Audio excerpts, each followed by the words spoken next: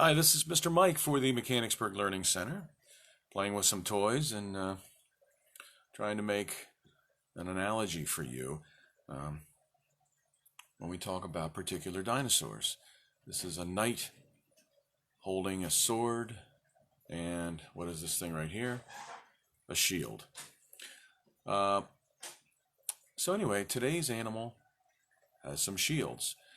We do this every day, 10 a.m. Eastern Standard Time, live on Facebook for the Mechanicsburg Learning Center, and then we transfer every video that we make to YouTube, and you just look for it on Mr. Mike Sgrignoli. So thanks for joining us.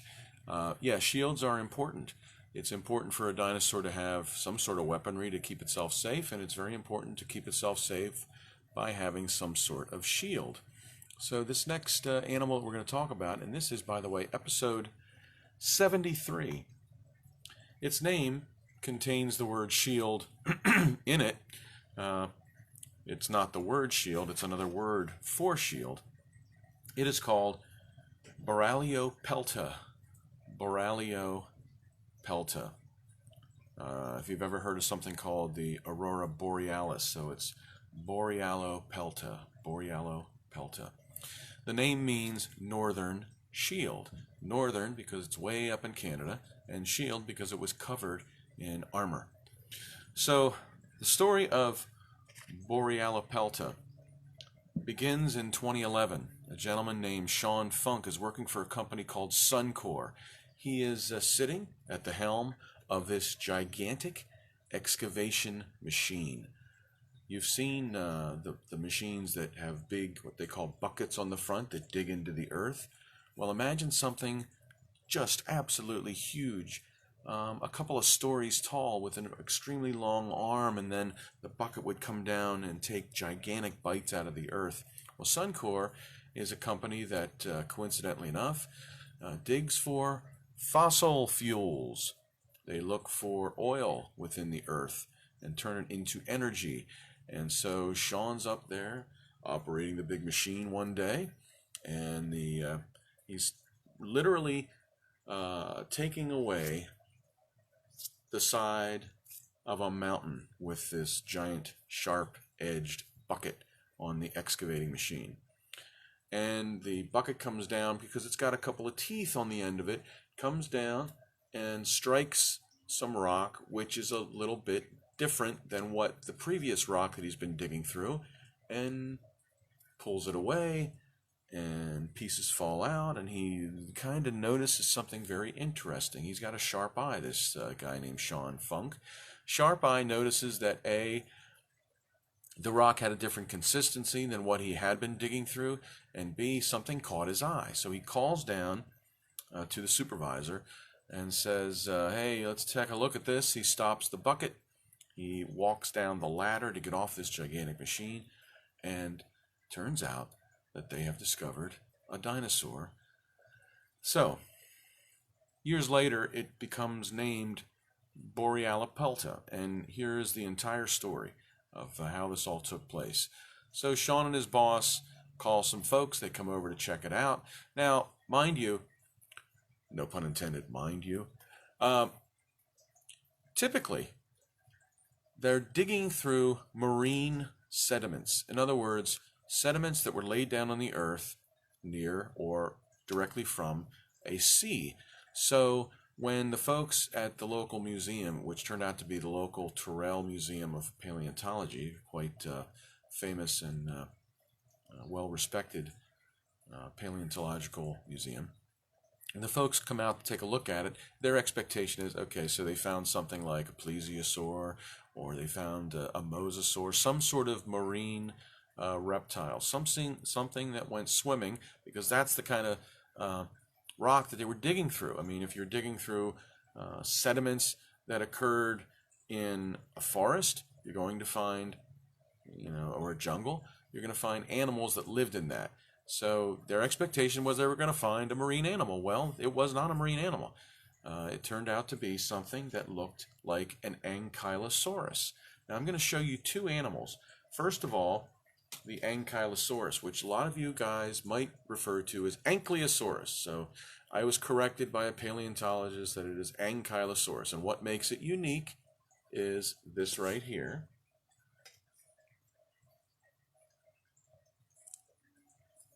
I'll give you a close look at the tail. The tail has, in fact, a bony bone. Okay, it's got a tail club that helps keep it safe. Does it have a shield? Kind of. It's got these things we call osteoderms. Osteoderms and scutes all over its back. You'll see these on the back of a crocodile or alligator. And then it's got the quintessential triangular shaped head. Let's take a look at this Ankylosaurus with the triangular shaped head. You see that? Triangular and also armored. Even has a spike up here or a spike on its cheek. So some of these are called osteoderms, some of them are called scutes, some of them are called keels, which was a word I just learned. So it's got all sorts of things going on it, and it had protection. But the animal in question that Sean Funk dug out of the side of a mountain looked more like this. This is Palacanthus.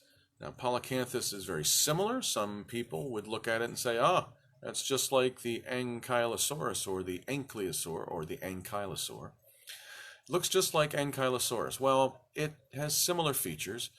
This one has many more spikes on it. And let's take a look at the back side of these animals. Ankylosaurus, tail club, Palacanthus, no such thing. But both well armored, both covered in either osteoderms or spikes or scutes or keels, but a definite difference. And the animal in question is very similar to Palacanthus. Now, it's such a new animal. It was named in 2017. There are a couple of models out there of the animal. I do not have one, so we're going to show you the pictures of this. Now, what you need to understand is Sean Funk gets off this gigantic excavation machine. They find some bones. They call the people from the museum. The people go out expecting to find a marine animal, and they find this, and they're like, whoa, this is unbelievable. Unbelievably well preserved. Why was it unbelievably well preserved? Well, this animal died near some water. It got swept out to sea, and the gases occur in a deceased animal, especially in the stomach, belly area. So let's use Palacanthus as an example. So the poor thing dies, falls into the water. Gases start to form in its belly, which causes it to flip over and sail out to sea. And then some things happen. The gases get so big, like a balloon that's overfilled, they pop, and the animal then sinks to the bottom of the sea, gets buried upside down in the water, but gets buried and very quickly covered over with this really fine sediment at the bottom of the water. So when Sean, with his big excavation equipment, is chomping at the side of the mountain, we were lucky that it wasn't facing this direction. Otherwise, Sean would have gone and smashed the entire front of the animal. Instead, lucky for us and lucky for science, it went like this and took the back half of the animal. The front half, boys and girls, ladies and gentlemen, is so well preserved, it's almost scary. We're not talking the bones. We're talking on what's outside the bones. The muscle tissue, the skin, and what's located right underneath the skin are these things we call the osteoderms, the bone, the skin bones that were located under and gave them little points. And then on top of some of these, we have what we call a keratinous top, and keratin is what we find in fingernails. So not only do we have the bone of this osteoderm, but we have also some tissue, the keratin that came out and grew over top of it. So it is an amazingly well preserved dinosaur.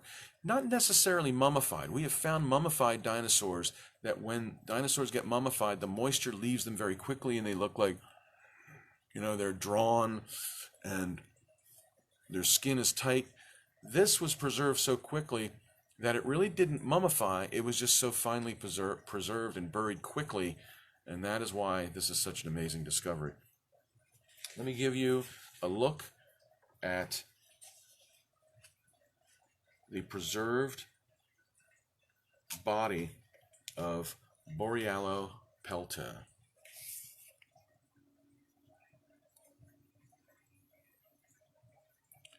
It is amazing on several levels. It is amazing how well preserved it is. It's miraculous that it was found the way it was and it wasn't completely destroyed by this gigantic excavation machine. And the fact that when they covered it, they took this giant rock from the side of the mountain.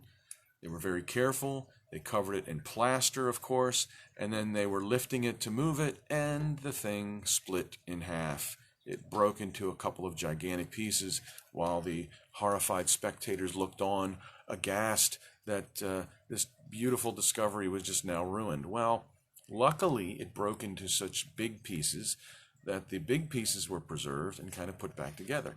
Here is a close-up of his face. You can almost imagine that his eyes would be blinking because he's still with us. That's his eye right there. The keels and some of the osteoderms down to his cute little triangular head with cheek spikes and all sorts of things. I want to show you this too because a gentleman named Pierre Chabazi did a model of this thing, and I believe it's made out of clay, and it is so pristine. I wanted to give Pierre some props because it is just an absolute gorgeous example of the Borealopelta, complete with shoulder spikes, scutes, osteoderms, keels, and the face. This really is an amazing reproduction of what we think Borealopelta looked like in life. Of course, when you have an amazingly fine preserved skeleton to go on, you can get pretty close. So let's tell you more about it. So we know who found it. It was described in 2017 by Caleb Brown. Caleb Brown spent a lot of time analyzing it, but no one spent more time with this animal than a person named Mark Mitchell. Mark Mitchell was the gentleman that they brought the blocks to. Mark spent 5.5 years, over 7,000 hours, with small dental instruments, chipping away at the rock in order to reveal this perfect specimen. The thing that made it so difficult was because you have such great preservation of the skin and the keratin and all these things on top over the bone, these things are actually more fragile than the rock that you're chipping away. So imagine you're chipping away at hard stuff and suddenly you get to the soft stuff and you need to stop. So it took Mark 7,000 hours to bring this dinosaur out of its rock matrix. So, preserved on its back, no tail. It is a nodosaur. It is not an ankylosaur. It is herbivorous, meaning it ate plants. It was quadrupedal. It walked on all fours. Lived about 110 million years ago. Its name now, Northern Shield. Northern for Canada, shield for being shielded and protected. Borealopelta. That is its genus name. We've only found one species of it so far, so that means we only have basically one animal, not the umbrella of Borealopelta with other different related Borealopeltas underneath. There's only one so far. And its species name is markmitchelli, named after the gentleman that spent 7,000 hours working on it. What else do we know? So right now it resides in the Royal Tyrrell Museum of Paleontology in Drumheller, Alberta, Canada. When this quarantine is over, I think I will be planning a trip. This would be an amazing thing to take a look at. So we know it was amazingly preserved. How amazingly preserved? Well, by looking at it, you can tell it was amazingly preserved. We also have something called gut content. Gut content, it was what was in its belly when it died. Amazing. So we know what it ate. We know that it was herbivorous, and we even can figure out what kind of plants it ate. Not only can we figure out what it ate, there are things called melanosomes, which have to do with melanin, have to do with the coloring of the skin. Now, melanosomes can tell you about the coloring of an animal. Even if you can't see the animal, you can pick it up chemically. And this is the case with this animal also. Not only do we know what it looked like, not only do we know how long it was, not only do we know what the expression of its face was, but now we even know what color it was. Ready for this? The thing was reddish, a deep reddish in color on the top half of the body. And we also believe that it did something called, I have the phrase written down here. It's called counter shading. Now, most of the time, large animals don't need counter shading. And what counter shading is, it's something employed by smaller animals. Think of, let's see,